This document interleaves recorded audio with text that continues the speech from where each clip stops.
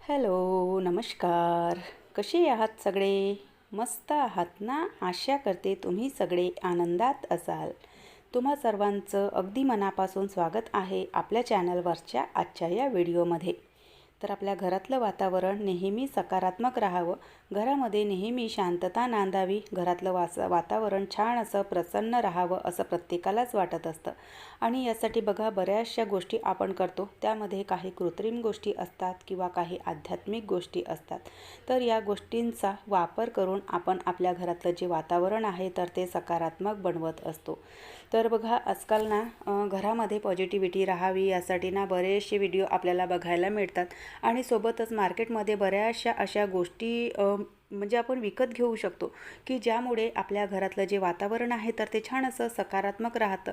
त्यांना बघून अगदी असं प्रसन्न वाटतं आणि अर्थातच आपलं मन जर प्रसन्न असेल तर आपल्या घरातलं वातावरणसुद्धा छान असं सकारात्मक राहतं आणि प्रसन्न राहतं. तर बघा या कृत्रिम गोष्टींसोबतच अशा काही ना आध्यात्मिक गोष्टी आहे ज्यांचा वापर करून आपण आपल्या घरातलं जे वातावरण आहे तर ते असं प्रसन्न बनवू शकतो, सकारात्मक बनवू शकतो. तर या आध्यात्मिक गोष्टींचा सुद्धा आपण आपल्या जीवनामध्ये वापर केला पाहिजे. कारण बघा अध्यात्म मानवी जीवनासाठी किती महत्त्वाचं आहे तर हे सगळ्यांनाच माहिती आहे, वेगळं असं काही सांगण्याची गरज नाही. अध्यात्मामुळे मानवी जीवन जे आहे तर ते खूप सुंदर बनतं, आपल्या मनाला शांती लाभते आणि आपल्या घरातलं वातावरणसुद्धा प्रसन्न राहतं. अर्थातच कर्म सगळ्यात श्रेष्ठ आहे, कर्माला पर्याय नाही. पण कर्माला जर अध्यात्माची जोड मिळाली तर आपलं जे जीवन आहे तर ते बघा आणखी छान असं सुंदर बनतं.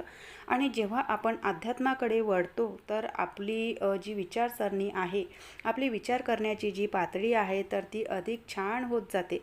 तर त्यामुळे अध्यात्म जे आहे तर ते मानवी जीवनामध्ये खूप महत्त्वाचं आहे. तर बघा आपला जो मेन विषय होता की घरामध्ये सकारात्मकता कशी नांदवायची किंवा घरातलं वातावरण प्रसन्न कसं ठेवायचं, सकारात्मक कसं ठेवायचं. तर त्यासाठी बघा तुम्हाला ना काही गोष्टी सांगते. तर त्यातलं बघा म्हणजे एक म्हणजे पौर्णिमा. पौर्णिमा ही प्रत्येक महिन्याला येते आणि या पौर्णिमेच्या स्थितीला बघा आपल्याला ना काही असे उपाय करायचे आहेत. तर सगळ्यात पहिलं तर बघा बऱ्याच वेळा आपण विचार करतो की पौर्णिमा आणि अमावस्येची जी तिथी आहे तर ती चांगली नसते. बाहेर बाधेसाठी ही तिथी जी आहे तर ती अधिक अशी सक्रिय असते आणि चांगल्या गोष्टीसाठी या तिथीचा विचार आपण करत नाही. पण मुळातच आपली ही जी विचारसरणी आहे तर ती चुकीची आहे. कारण पौर्णिमेची तिथी लक्ष्मीला अतिप्रिय आहे, लक्ष्मीकारक तिथी आहे ही. आणि सोबतच अमावस्येची तिथीसुद्धा लक्ष्मीकारकच आहे. त्यामुळे हा विचार तर आपण आधी डोक्यातून काढून घ्यायचा की अमावस्या आणि पौर्णिमा ही तिथी चांगली नसते आणि बाहेर बाधेसाठी सक्रिय असते म्हणून. तर ही जी तिथी आहे तर ती लक्ष्मी मातेला अतिप्रिय आहे. पौर्णिमेला जेव्हा आपण आपलं घर छान असं स्वच्छ करतो तर त्यावेळेला बघा आपल्या घरातलं जे वातावरण आहे तर ते छान असं प्रसन्न राहतं, घर अगदी पवित्र होतं आणि त्यामुळे माता लक्ष्मीची कृपादृष्टी, त्यांचा आशीर्वाद नेहमी आपल्या घरावर असतो. तर त्यामुळे बघा म्हणजे पौर्णिमेला ना काही अशा गोष्टी आपल्याला करायच्या आहेत. तर सगळ्यात पहिलं तर बघा आपलं जे सगळं घर आहे ना तर घरामध्ये जिथे जिथे कुठे धूळ साचलेली असेल तर ती सगळी धूळ ना स्वच्छ करून घ्यायची. रोजच्या रोज आपण डस्टिंग करतो, सगळ्या घरामध्ये ना कपडा फिरवून घेतो. पण पौर्णिमेच्या दिवशी न चुकता आपलं सगळं जे घर आहे जिथे जिथे धूळ साचलेली असेल, आपला मुख्य दरवाजा वगैरे सगळा असा स्वच्छ करून घ्यायचा. त्यानंतर दुसरी गोष्ट म्हणजे बघा आपला जो मुख्य दार आहे आणि त्याला जो उंबरठा असतो, म्हणजे मुख्य दाराच्या खालची जी बाजू असते तर त्याला उंबरठा असे म्हणतात. तर त्या उंबरठ्यावर बघा हळदीचं ना लेपन करून घ्यायचं. मुख्य दारसुद्धा स्वच्छ करून घ्यायचं आणि शक्य होत असेल तुमच्याने तर पौर्णिमेच्या दिवशी बघा हळदीचं किंवा कुंकुवाचं स्वास्तिक आपल्याला आपल्या मुख्य दारावर काढायचं आहे. तर हे शुभचिन्ह बघा आपल्या घरासाठी ना खूप महत्त्वाचे असतात. तर त्यामुळे मुख्य दारावर ना नेहमी असं हळदीचं किंवा कुंकवाचं स्वास्तिक काढून घ्यायचं. आपला जो उंबरठा आहे तर तो सुद्धा हळदीने ना छान असा लेपून घ्यायचा. हळदी जी आहे तर ती पूजेमध्ये खूप महत्त्वाची आहे, खूप शुभ मानल्या जाते. हळदीमुळे आपल्या घरामध्ये म्हणजे इथे उंबरठ्यावर जे आपण हळदीचं लेपन करतो ना तर त्यामुळे उंबरठा जो आहे तर तो अधिक असा शक्तिशाली होतो. तर त्यामुळे बाहेरून ज्या काही वाईट गोष्टी आहेत तर त्या आपल्या घरामध्ये प्रवेश करत नाही. नित्यनियमाने उंबरठ्याचं पूजन केल्याने उंबरठ्याला एक दैवी शक्ती प्राप्त होते. तर त्यामुळे ज्या काही वाईट साईड गोष्टी आहेत तर त्या आपल्या घरामध्ये प्रवेश करत नाही, चांगल्याच गोष्टी आपल्या घरामध्ये येतात. तर त्यामुळे नित्यनियमाने उंबरठ्याचं सुद्धा पूजन करून घ्यायचं आणि सोबतच पौर्णिमेच्या दिवशी किंवा गुरुवारी शुक्रवारी ज्या काही अशा म्हणजे देवींचे जे वार असतात तर त्या दिवसांमध्ये ना उंबरठ्यावर हळदीचं लेपन करून घ्यायचं. देवघरामध्ये बघा बऱ्याच ज्या मूर्त्या आहेत तर त्यांच्या खाली आपण तांदूळ ठेवतो. तर ते तांदूळ ना पौर्णिमेच्या दिवशी बदलून घ्यायचे. जर जास्तच खराब झाले असतील तर मधामध्ये सुद्धा आपण बदलू शकतो, पण न चुकता हमखास पौर्णिमेच्या दिवशी हे जे तांदूळ आहेत तर ते बदलून घ्यायचे आणि ते तांदूळ पक्ष्यांना घालायचे आणि त्या तांदळाच्या ठिकाणी नवीन तांदूळ घ्यायचे. आणि सोबतच बघा आपला जो देव्हारा आहे तर देव्हारासुद्धा स्वच्छ करून घ्यायचा. शक्य होत असल्यास महिन्याच्या पौर्णिमेला ज्या देवांच्या मूर्त्या आहेत तर त्या मूर्त्यासुद्धा लख्ख अशा उजळवून घ्यायच्या. म्हणजे रोज रोज बघा आपण ना पाण्यानेच त्या ज्या मूर्त्या आहेत तर त्यांचा अभिषेक करतो, त्यांना स्नान घालतो. पण महिन्यातून एखाद वेळा तरी ना ह्या ज्या मूर्त्या आहेत तर त्या ज्या कोण्या गोष्टीने तुम्ही स्वच्छ करत असाल त्यामध्ये बेस्ट ऑप्शन असते दही वगैरे आहे किंवा थोडासा लिंबू वगैरे असतो. तर त्या गोष्टींचा वापर करून आपल्या ज्या मूर्त्या आहेत तर त्या छान अशा उजळवून घ्यायच्या. सोबतच आपला जो देव्हारा आहे तर तो सुद्धा स्वच्छ करून घ्यायचा. कारण बघा आपल्या घरामधील ना सगळ्यात जास्त सकारात्मक गोष्ट असते ती म्हणजे आपला देव्हारा. त्यातूनच सगळ्यात जास्त पॉझिटिव्ह एनर्जी रिलीज होत असते. तर म्हणून मग आपला देव्हाराना नेहमी स्वच्छ ठेवायच्या.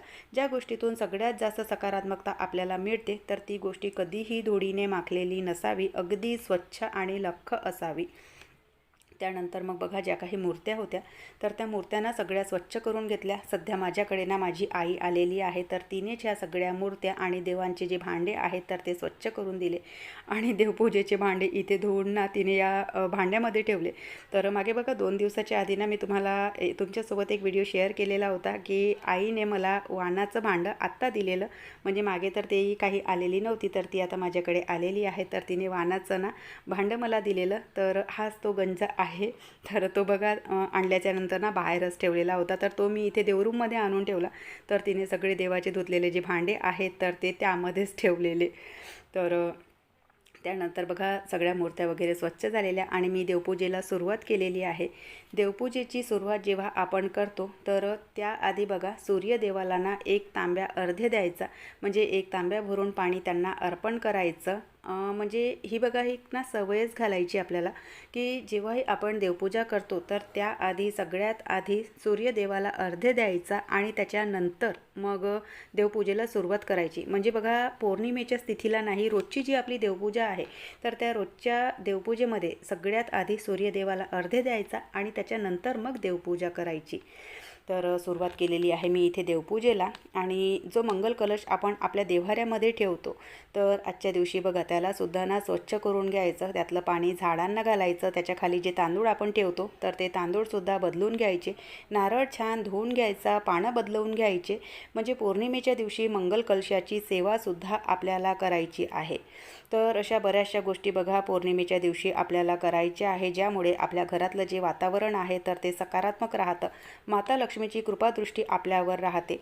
आणि बघा बऱ्याच वेळा आपण काय करतो की लक्ष्मी म्हणजे फक्त पैसा. तर लक्ष्मीचं जे मोजमाप आहे तर ते आपण फक्त पैशामध्ये करतो. तर असं नसतं. आपल्या घरामध्ये जी सकारात्मकता राहते, आपल्या घरातलं जे वातावरण आहे ते छान असं प्रसन्न राहतं. आपलं उत्तम स्वास्थ्य तर या गोष्टीसुद्धा लक्ष्मीकारकच असतात. तर म्हणून मग लक्ष्मी म्हणजे फक्त पैसा नव्हे तर या सगळ्या गोष्टीसुद्धा लक्ष्मीकारकच असतात. पौर्णिमेच्या दिवशी बघा किंवा दर शुक्रवारला आपल्या गॅसचं आणि आपला जो म्हणजे स्वयंपाकघर आहे तर तिथलंसुद्धा पूजन करून घ्यायचं. दर शुक्रवारला किंवा पौर्णिमेच्या दिवशी या गोष्टी जर आपण केल्या तर बघा आपल्या स्वयंपाकघरातील वातावरणसुद्धा छान असं प्रसन्न राहतं. उंबरठ्याचं पूजन करून घ्यायचं. शक्य होत असेल तर रोजच्या रोज उंबरठ्यावर ना धूपबत्ती लावून घ्यायची आणि फुलं अर्पण करायची, हळद कुंकू अर्पण करायचं. तर अशा या गोष्टींना आपण पौर्णिमेच्या दिवशी करू शकतो. त्यानंतर बघा दर पौर्णिमेला ना मी सत्यनारायणाची एक छोटीशी कथा करते. म्हणजे घरच्या घरीच कोणतेही ब्राह्मण किंवा पुरोहित न सांगता अशा प्रकारे ना पौर्णिमेच्या तिथीला म्हणजे दर पौर्णिमेला ना अशा प्रकारे पौर्णिमेच्या पूजेची मांडणी करते आणि सत्यनारायणाचे जे अध्याय आहे तर त्यांचं वाचन करते. तर ही जी पूजा आहे तर ही सुद्धा बघा खूप छान पूजा असते आणि यामुळे सुद्धा आपल्या जीवनामध्ये ना खूप असं सगळं ना चांगलं घडत जातं. तर बरेच वर्ष झाले मला ही पूजा मी करते. तर बघा अशा प्रकारे ना या काही गोष्टी होत्या ज्या मी आज तुमच्यासोबत शेअर केलेल्या आहे. यामुळे आपल्या घरातलं वातावरण छान असं प्रसन्न राहतं. तर चला आजचा व्हिडिओ मी इथेच संपवते. आशा करते तुम्हाला आवडला असेल. व्हिडिओ कुठे जरी आवडला असेल तर लाईक करा. चॅनलवर पहिल्यांदा आले असाल तर सबस्क्राईब करा. बेल आयकॉनसुद्धा क्लिक करा जेणेकरून माझ्या येणाऱ्या व्हिडिओचं नोटिफिकेशन तुम्हाला असंच मिळत राहील. व्हिडिओ कसे वाटतात न चुकता कमेंट करून सांगत चला. कमेंट तुम्ही खूप कमी करता तर कंजूसी न करता कमेंट्स आणि लाईक नक्की करा. हाईपचं बटनसुद्धा प्रेस करा. तर चला आपण भेटूयात नंतरच्या व्हिडिओसोबत. तोपर्यंत सगळ्यांना बाय. सगळ्यांना धन्यवाद. हर हर महादेव.